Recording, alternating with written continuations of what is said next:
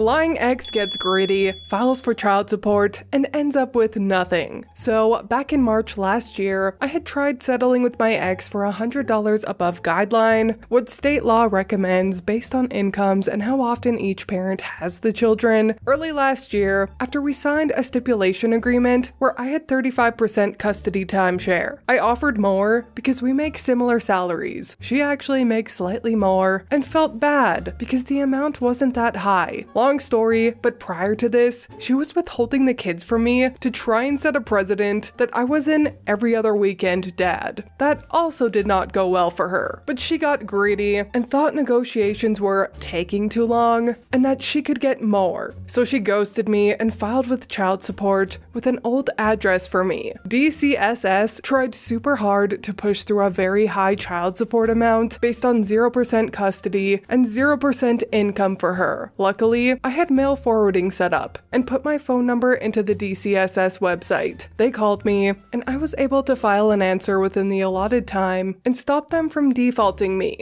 It then took 8 months to get a hearing. The entire time, my ex could have been getting paid if she had settled. During this period, she lost some custody due to things unrelated to child support, so timeshare changed to 50-50. In her filings and at the hearing, she lied about the timeshare, trying to use a very old order that was only in place for about 2 months to claim I only had 22% timeshare to get back pay. During back pay period, I actually had the kids 45% of the time. I made sure to meticulously file all the relevant court orders, proof that I was exercising time with the kids, and a custody calendar I had kept. The outcome of all of this was after almost a year, the judge ordered 0 back pay and 0 child support going forward. I am so relieved. My ex still refuses to pay half of any of the unreimbursed medical fees, but whatever. I pay them, just as I provide school supplies, extracurricular payments, and purchase their clothes. So don't worry about her not being able to provide for the kids. She just bought our older son some $200 Jordans and a $100 lizard to replace the one she killed.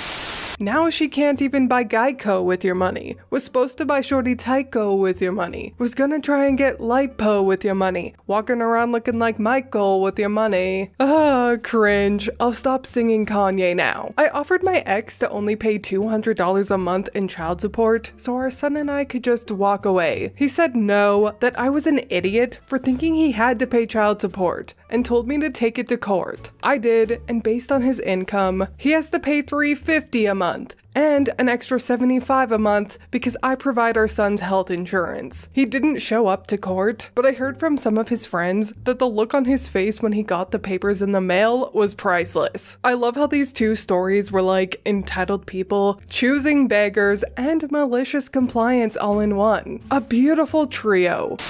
He needed to learn to be afraid of women. I used to go to a certain 24-hour gas station close to my house around 3 or 4 a.m. regularly because that's when I got off work and not much else was open. It was usually the same guy working. He was always friendly and not really creepy seeming. One night, I was just getting some honey and he told me not to worry about paying. It was odd, but I figured maybe he had already counted his drawer or was mad at his boss. Whatever. Then he said, "Hold on. I want to show you something," and started walking toward the back. I followed him. Not nervous, but I prefer a good amount of personal space, so I stayed about 4 to 5 feet behind him. He opened the door to the back room, and I could see from where I was that it was just a stock room, and it was mostly empty. So when he stepped in the doorway and motioned for me to follow him, I stopped and asked what he wanted to show me. Dude lunged at me, grabbed my arm, and tried to yank me into the room. Fortunately for me, I am really strong. A lot stronger than I look. And I grabbed him back, yanked him away from the room toward the cameras, and kind of threw him into the wall. I said, "Thanks for the honey,"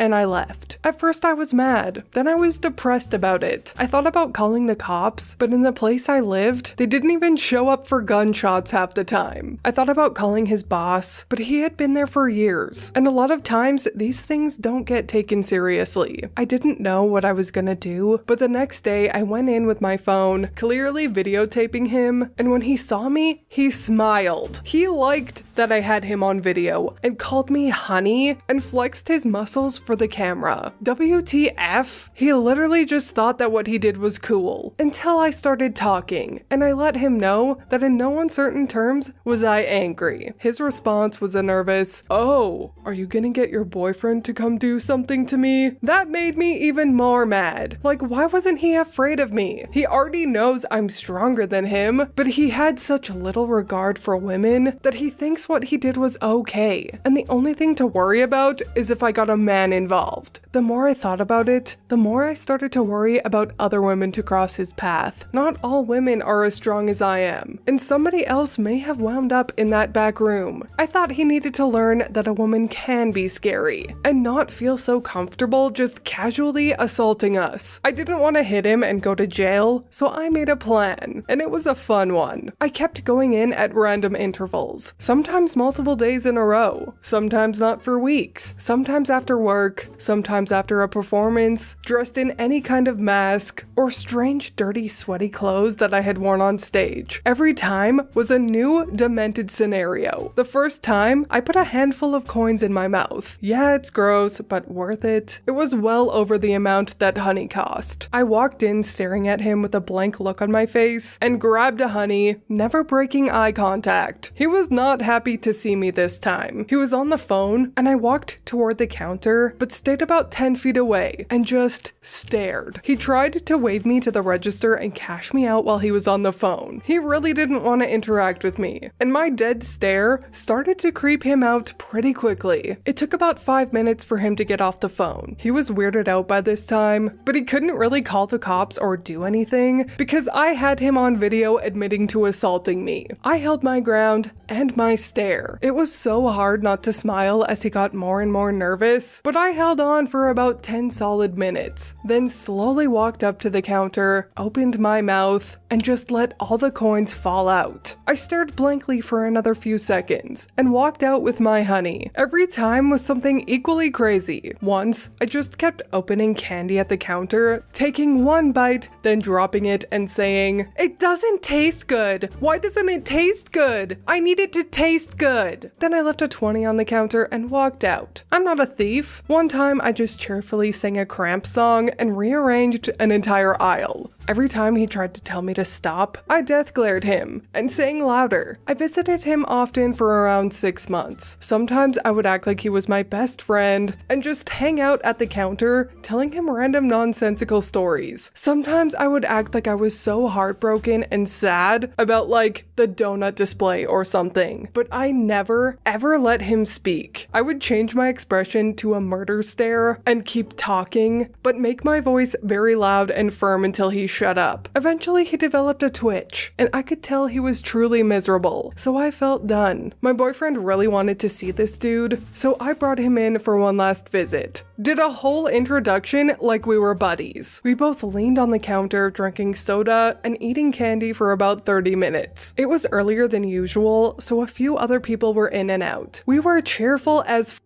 I told him that I felt like he didn't like me as much as he used to. I told my boyfriend in front of him, he used to like me a lot. He liked me so much that he tried to drag me into that back room over there. You gotta really like someone to do that. I asked him why he didn't like me as much as he used to. Told him I felt like I have been a really good friend. I even come to see him all the time. I even eat candy that doesn't taste good and help arrange shelves and sing him songs. I acted so hurt. So my boyfriend acted really offended and asked him why he doesn't like me as much. He knew better than to speak by now, so it was a real deer in the headlights scenario. As we were leaving, I said, "Oh, I have a present for you, but I forgot it. It's okay, I'll just bring it to your house. Don't worry, I wasn't following you or anything. I was just driving behind you and watching where you go. Bye." Then I never went back. I don't have any way of knowing if it worked, but my hope is that next time this POS wants to put his hands on a woman that doesn't want it, he remembers the 6 months of hell from the last one. Edit. Yes, if he would have succeeded in his attempt, I would have called the police, but an alleged arm grab in an off-camera area of a gas station is not a big priority in a high-crime area already well known for non-responsive police. It would have just validated his opinion that he did nothing wrong and done more harm than good.